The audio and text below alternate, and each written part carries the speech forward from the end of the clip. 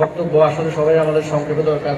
10 নম্বর union বিএনপির সভাপতি secretary Kashem ভাই সহ যারা বক্তব্য দিয়েছেন, তারপরে আসলে কিছু বলার নাই, আমাদের প্রধান অতিথি বক্তব্য দিবেন। আসন্ন জাতীয় সংসদ নির্বাচনের আগামী 12ই ফেব্রুয়ারি আর ওই ধারাবাহিকতা আজকে 10 নম্বর ইউনিয়ন কর্তৃক 3 নম্বর ওয়ার্ড উঠান বৈঠক ও পথসভা।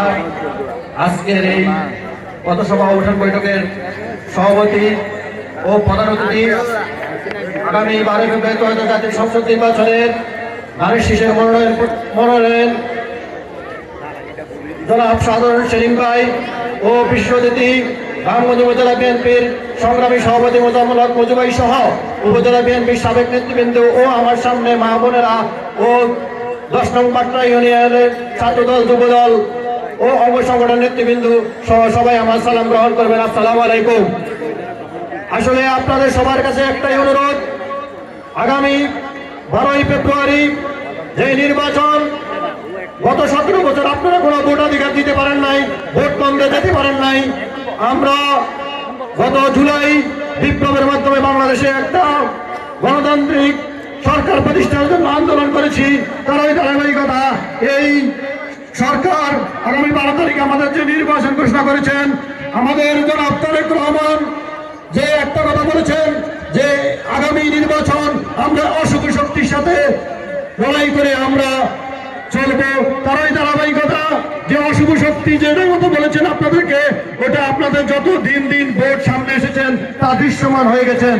যে আমি কোন দলকে প্রতিহিংসা করে বলবো না, আমি বলবো আপনারা গত 17 বছর যে 10 নম্বর ইউনিয়নবাসী যে 3 নম্বর ওয়ার্ড যে বিএনপি ঘাঁটি যে আপনারা সর্বশ্রেষ্ঠ নির্যাতন শিকার হয়েছেন এই ইউনিয়নবাসী, আপনাদেরকে বলবো আগামী 12 তারিখ যে ফ্যাসিস্ট সরকারের নির্যাতনের বিরুদ্ধে আপনারা জনাব সাধারণ সেলিম ভাইয়ের ধানের শীষকে ভোট দিয়ে আপনারা এটা প্রমাণ করবেন যে আপনাদের নির্যাতনের বিরুদ্ধে আপনারা ভোট দিচ্ছেন। আমাদের জনাব তারেক রহমান যদি বাংলাদেশের প্রধানমন্ত্রী হন, উনি বলেছেন আই হ্যাভ এ প্ল্যান, উনার অনেক প্ল্যান আছেন। আমাদের প্রধান যে অতিথি উনি আপনাদের মাঝে পেশ করবেন উনার যে কাঠামো, রাষ্ট্র কাঠামো সম্পর্কে ইনশাআল্লাহ আমি আপনাদের কাছে অনুরোধ করবো, জনাব তারেক রহমানকে আমি 15 বছর কাছ থেকে দেখেছি এবং আমাদের মরহুমা এবং খালেদা জিয়াকে আল্লাহ যেন বেশ নসিব করুক।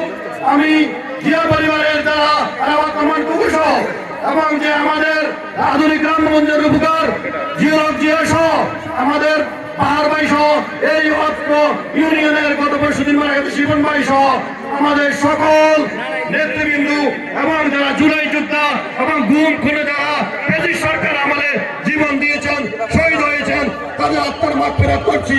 ইনশাআল্লাহ আগামী দিনে যেন আমাদের রাষ্ট্র ক্ষমতায় বিএনপি সরকার আসে, সকল থেকে নেতা কর্মীদের পাশে যেন আমাদের এমপি সাহেব যেন সবসময় থাকতে পারেন এবং নেতৃবৃন্দ সবসময় থাকতে পারেন। এই বলে আমার বক্তব্য শেষ।